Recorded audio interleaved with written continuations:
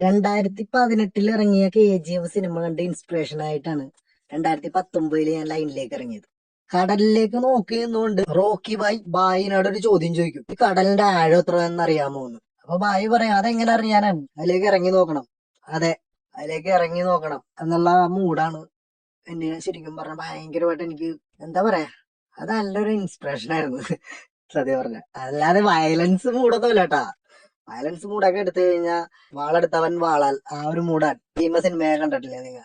അതിന്റെ കൺസെപ്റ്റ് അതേ കൺസെപ്റ്റാണ്. കുമ്പാരികളെ ഇതല്ല, മനസ്സിലായോ? ഞാൻ ഉദ്ദേശിക്കുന്നത്, ഞാൻ വണ്ടി എടുത്ത് ലൈനിലേക്ക് ഇറങ്ങിയ ആ ഒരു സാഹചര്യത്തില് എനിക്കൊരു ട്രാൻസ്പോർട്ടറെയോ ലൈനിൽ ഓടുന്ന ഏതെങ്കിലും ഒരു വ്യക്തികളെയോ ആരും എനിക്ക് ഒരു പരിചയമില്ല. അങ്ങോട്ട് ഇറങ്ങി. അതാണ് ഞാൻ ഈ KGF സിനിമയായിട്ട് ഞാൻ ബന്ധിപ്പിച്ച് പറഞ്ഞത്. അത് ഇറങ്ങിയതിന് ശേഷമാണ് എനിക്ക് മനസ്സിലായത് ഈ സിനിമയിൽ പറയുന്ന വേറൊരു ഐറ്റം കൂടി ഇതുമായിട്ട് ഭയങ്കരമായിട്ട് ബന്ധപ്പെട്ട് കിടക്കുന്നുണ്ട്. അത് ആ സിനിമയിൽ പറയുന്നുണ്ട്, ഗോൾഡ്, സ്റ്റീല് ഇതിന്റെയൊക്കെ വില കൂടിയതിന്റെ സമയത്താണ് അവിടെ പ്രശ്നങ്ങളും കാര്യങ്ങളൊക്കെ ഉണ്ടാകണമെന്ന് പറയുന്നുണ്ട്. അതേ സാഹചര്യമാണ് ശരിക്കും പറഞ്ഞാൽ ഈ ഛത്തീസ്ഗഡ്, ഒറീസ, ജാർഖണ്ഡിലൊക്കെ ഉള്ളത്. KGF മോഡലിലാണ് ഓരോ സാമ്രാജ്യങ്ങള് ഇവിടെ ഉണ്ടാക്കിയിട്ടേക്കണത് ആൾക്കാർ. 2014 മുതൽ ഞാൻ മമ്മൂക്കാന്റെ വണ്ടിയിൽ, ഏത് മുബാറക്ക് ട്രെയിലർ KL43D 772 ഹൈദരാബാദ്, നാഗ്പൂർ പോലെയുള്ള സ്ഥലങ്ങളിലൊക്കെ നാമക്കൽ അസോസിയേഷന്റെ കേരളത്തിലുള്ള അസോസിയേഷൻ ആയിരുന്നു ട്രക്ക് ട്രെയിലറിന്റെ. വലിയ വാഹനങ്ങൾക്ക് ലോഡ് കിട്ടുന്ന ട്രക്ക് ട്രെയിലറുകൾക്ക് ലോഡ് കിട്ടുന്നതിന് വേണ്ടിയിട്ട് അവിടെ ഇരുന്ന് കൂടുതലും തമിഴ്നാട്ടിൽ നിന്ന് വരുന്ന വാഹനങ്ങൾ കൂടുതലും ആശ്രയിച്ചിരുന്നത്. സിയാദും ഗിരീഷേട്ടനൊക്കെ എപ്പോഴും ഒരുപാട് വാഹനങ്ങൾക്ക് ലൈനിലേക്ക് പോകാനുള്ള ലോഡുകൾ അവർ നൽകുന്നുണ്ട്.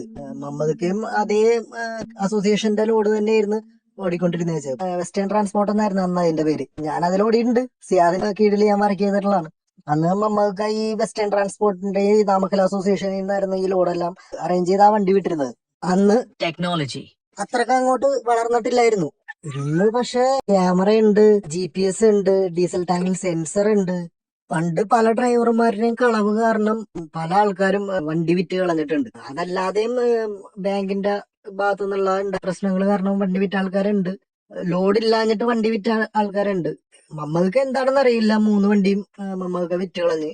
പിന്നെ ഇപ്പോ എന്താ പരിപാടിയെന്ന് എനിക്കറിയില്ല. വില്ലിംഗ്ടൺ ഐലൻഡില് വിക്രം ലോജിസ്റ്റിക്കില് 2007 അവസരം ഉണ്ടെന്ന് സജീഷ് ഏട്ടൻ മൊട്ടേന്നാണ് വിളിക്കണത്. അങ്ങേര് പറയുമ്പോഴാണ് ക്ലീനർ വേക്കൻസി ഉണ്ടെന്നുള്ളത് അറിയണത്. ട്രെയിലറിൽ 2007 DLTയുടെ പുതിയ മോഡൽ ഫ്ലാറ്റ് ബെഡ് ട്രെയിലർ ഇറങ്ങിയ ടൈമാണ്. ടാറ്റയുടെ പുത്തൻ വണ്ടി ഇറങ്ങിയേക്കണേ, അതിലാണ് ഈ അവസരം.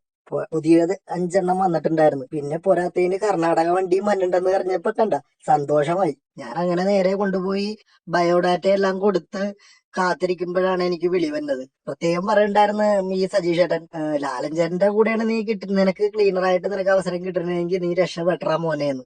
നമ്മളൊരു കാര്യം അതിതീവ്രമായി ആഗ്രഹിച്ചാൽ ഈ പ്രപഞ്ചം മുഴുവൻ നമുക്ക് വേണ്ടി അത് നടത്തിത്തരാൻ ഗൂഢാലോചന നടത്തും എന്നുള്ളത് അന്ന് എനിക്കറിയില്ലായിരുന്നു. ലാലഞ്ചേന്റെ കൂടെ ക്ലീനറായിട്ട് കിട്ടണേന്ന് ഞാൻ അങ്ങോട്ട് അതിതീവ്രമായിട്ട് അങ്ങോട്ട് ആഗ്രഹിക്കണത് തന്നെയായിരുന്നു.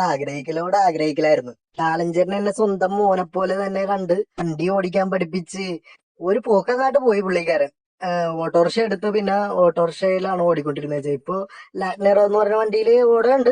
ഒരുപാട് നാളായി ഞാൻ കോണ്ടാക്ട് ചെയ്തിട്ട്. ലാലഞ്ചേട്ടൻ അന്ന് പറയുമായിരുന്നു ലൈനിൽ ഓടണം, ലൈനിൽ നല്ല ഓട്ടം ഉണ്ടെന്ന്. അന്ന് പണ്ട് 2007 പുള്ളിക്കാരൻ പറയുമായിരുന്നു.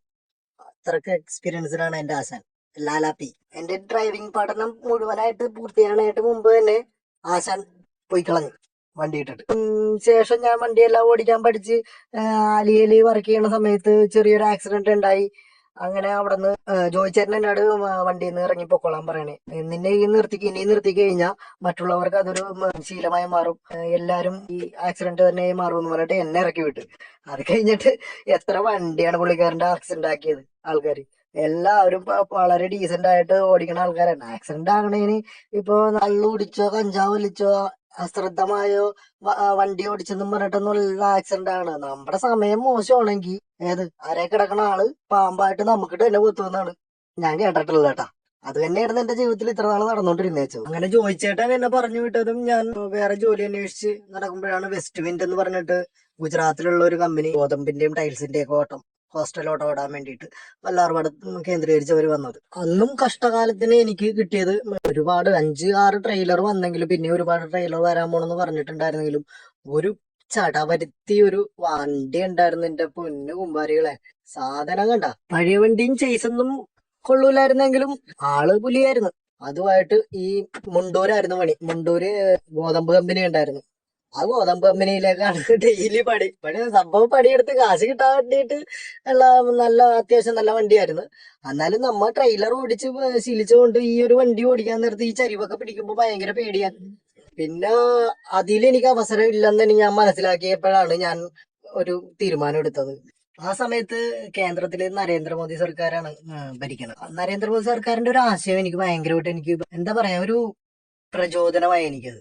പുള്ളിക്കാരൻ ഇങ്ങനെയാണ് പറഞ്ഞതല്ല, പുള്ളിക്കാരൻ പറഞ്ഞ കാര്യം എനിക്ക് മനസ്സിലായത്. ശരിക്കും പറഞ്ഞാൽ പണ്ട് 10 പേർക്ക് തിന്നാനുള്ള ബിരിയാണി ഒറ്റക്ക് ഇരുന്നിട്ട് ഒരാൾ തിന്നോണ്ടിരിക്കുമ്പോ ബാക്കി 9 പേരും നോക്കി നിക്കണായിരുന്നു. മോദി സർക്കാർ വന്നതിന് ശേഷം ഈ ഒറ്റക്കിരുന്ന് തിന്നേച്ചവനാട് പറയണേണ്, ദേ ആ ഒറ്റക്കിരുന്ന് തിന്നേച്ചവനാടല്ല, സോറി ക്ഷമിക്കണം, ബാക്കി 9 പേരോടും പറയണേ നിങ്ങളും അവിടെ ഇരുന്ന് തിന്നെ. അപ്പൊ 10 പേരും കൂടി ഒരുമിച്ചിരുന്ന് ഭക്ഷണം കഴിക്കും. അപ്പൊ എന്ത് പറ്റും? സ്വാഭാവികമായിട്ടും ഒറ്റക്കിരുന്ന് തിന്നേച്ചവന് ദേഷ്യം വരും. അത് സ്വാഭാവികമാണ്.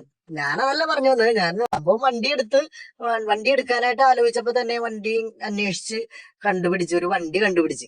2015 മോഡൽ വണ്ടിയായിരുന്നു. ആകെ 3 വർഷത്തെ പഴക്കം ഉണ്ടായിരുന്നുള്ളു. എന്നാലും പുറമേ നിന്ന് നോക്കുമ്പോൾ ആരോഗ്യവാനായിരുന്നെങ്കിലും ഉള്ളിൽ പഞ്ചറായിരുന്നു മൊത്തത്തിൽ. ഞാനെല്ലാം ക്ലിയർ ചെയ്ത് ഓടിക്കാനായിട്ട് എനിക്ക് അവസരം കിട്ടിയത് ഈ പറയുന്ന ഈ ഛത്തീസ്ഗഡ്, ഒറീസ പോലെയുള്ള സ്ഥലങ്ങളിൽ തന്നെയായിരുന്നു. വല്ലാർപാടത്ത് പ്രവർത്തിക്കുന്ന ഒരു വാഹനമായിരുന്നു അത്. KL47E9405.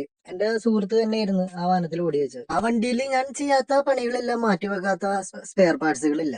പക്ഷെ അതുകൊണ്ട് എനിക്ക് ഗുണമുണ്ടായത്, അല്ലെങ്കിൽ ഇപ്പോ എനിക്ക് നിങ്ങളോട് ഇങ്ങനെ സംസാരിക്കാൻ പറ്റണത് ആ ഒരു വണ്ടി ഉണ്ടായിരുന്നതുകൊണ്ട് മാത്രമാണ്. അതുകൊണ്ട് തന്നെ ആ വണ്ടി എനിക്ക് വളരെ പ്രിയപ്പെട്ട ഒരു വണ്ടിയായിരുന്നു. 9405 എന്ന് പറയുമ്പോൾ അത് കൂട്ടിയാൽ തന്നെ കിട്ടുന്നത് 9 നമ്പർ. മൈ ഫേവറേറ്റ് നമ്പറാണ്. നിങ്ങൾ ഒരു ട്രെയിലർ ഓടിച്ച് നടക്കുന്ന ഒരു വ്യക്തിയാണെങ്കിൽ, ട്രാൻസ്പോർട്ടേഷൻ ഫീൽഡിൽ നിങ്ങൾക്ക് ബിസിനസ് ചെയ്ത് രക്ഷപ്പെടണം എന്നുള്ള ആഗ്രഹമുള്ള ഒരു വ്യക്തിയാണെങ്കിൽ, നിങ്ങൾ തീർച്ചയായിട്ടും ഈ ഛത്തീസ്ഗഡ്, ഒറീസ പോലെയുള്ള സ്ഥലങ്ങൾ ബേസ് ചെയ്ത്, അത് തമിഴ്നാട്ടിൽ നിന്നും കർണാടകയിൽ നിന്നൊക്കെ നമുക്ക് അവിടെ നിന്ന് ലോഡ് ഈ പറയുന്ന സ്ഥലത്തേക്ക് റെഗുലർ ആയിട്ട് ഓടാറുണ്ട് വണ്ടി. വീഡിയോ ഞാൻ തയ്യാറാക്കിക്കൊണ്ടിരിക്കുന്നതാണ്. വരും ദിവസങ്ങളിൽ ഞാൻ നിങ്ങൾക്ക് ഒരു ട്രിപ്പിന്റെ അപ്പ് ആൻഡ് ഡൗൺ ട്രിപ്പിന്റെ ഫുൾ വീഡിയോ, ലോഡ് കയറ്റുന്നതും കാര്യങ്ങളെല്ലാം കാണിച്ചുകൊണ്ടുള്ള ഒരു സൂപ്പർ വീഡിയോ ഞാൻ തയ്യാറാക്കാറുണ്ട്. എനിക്ക് നല്ല വിശപ്പുണ്ടായിരുന്നു. അപ്പൊ ആ സമയത്താണ് ബിരിയാണി ഷോപ്പ് കണ്ടിട്ട്, അവിടെ ടാറ്റിബൺ ചൗക്കിന്റെ അടുത്തുള്ള ഒരു ബിരിയാണി ഷോപ്പാണ്. സൂപ്പർ ബിരിയാണിയാണ്. പിന്നെ അതുപോലെ തന്നെ റുമാലി റൊട്ടി എല്ലാം ഉണ്ട്. എന്നെ ഇത്ര നാള് ദ്രോഹിച്ചവരോട് എനിക്ക് ഒരു പരിഭവവും ഒരു പരാതിയോ ഒരു പിണക്കോ ഇല്ല. എന്നെ എന്റെ വഴിക്ക് വിട്ടേക്ക്. ഞാൻ എങ്ങനെയെങ്കിലും ജീവിക്കട്ടെ. എല്ലാവർക്കും നല്ലത് മാത്രം വരട്ടെ. ഞാൻ രക്ഷപ്പെടണം, എല്ലാരും രക്ഷപ്പെടണം. തത്വമസി. നമ്മൾ ഒരു കാര്യം അതിതീവ്രമായി ആഗ്രഹിച്ചാൽ ഈ പ്രപഞ്ചം മുഴുവൻ നമുക്ക് വേണ്ടി ഗൂഢാലോചന നടത്തും. അപ്പൊ ഓക്കെ, ബൈ.